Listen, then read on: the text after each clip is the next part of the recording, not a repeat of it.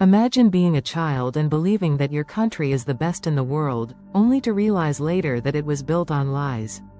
That is the story of Yeonmi Park, born in 1993 in North Korea. In her childhood, Yeonmi was taught to worship the regime. She learned songs praising the dictator before she learned nursery rhymes. But behind the slogans and flags, her family was starving. When she was just 9 years old, she saw her mother collapse from hunger.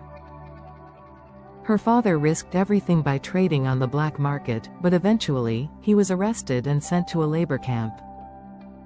In her book In Order to Live, Yeonmi describes the desperation of those years. When I was little, I thought that everything that happened in the world was because of Kim Jong-un. If it rained, it was his tears. If the sun shone, it was his smile.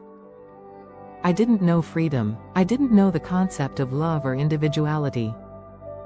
All I knew was obedience. When her father was released, he was sick and weak.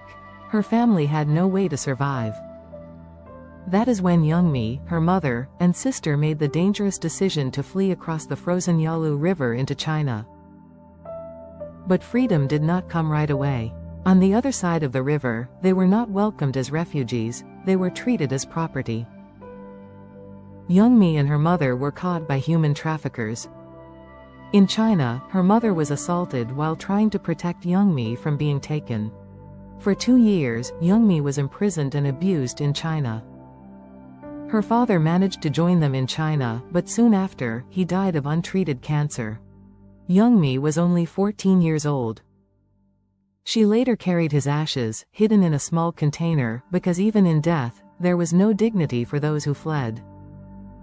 Finally, in 2009, Yeonmi and her mother escaped again, this time walking across the Gobi Desert in the freezing dark, guided only by the stars, hoping to reach Mongolia and safety.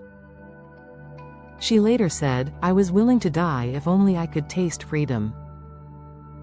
That journey led her, at last, to South Korea, where she discovered what it meant to live without fear, without censorship, without hunger. But adjusting was not easy. She had to learn what it meant to think for herself. Even simple ideas, like making her own choices about food or clothing, were completely new and stressful. Today, Yeonmi Park is one of the most recognized human rights advocates in the world. She has spoken at the United Nations, at the One Young World Summit, and at universities around the globe. Her speeches are raw, personal, and unforgettable. She said, "We are oppressed in North Korea to the point where we don't know we are oppressed. The biggest challenge for us was realizing that we were slaves. North Korea did not begin as a land of famine and terror. It was a land where piece by piece, freedoms were taken away until no one could speak, and no one could dream." When Yeonmi tells her story, she is not just speaking for herself. She is speaking for the millions who remain behind, invisible to the outside world. And she is warning us.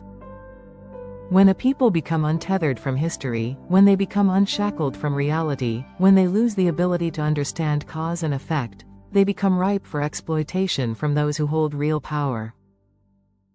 Yeonmi Park's story is a powerful call to cherish and defend liberty. Her book, In Order to Live, A North Korean Girl's Journey to Freedom, is a page-turner you won't be able to put down. It's linked below, along with a couple of her YouTube videos that will captivate you with her courage. Read her book, watch her videos, and strengthen your resolve to stand up for liberty.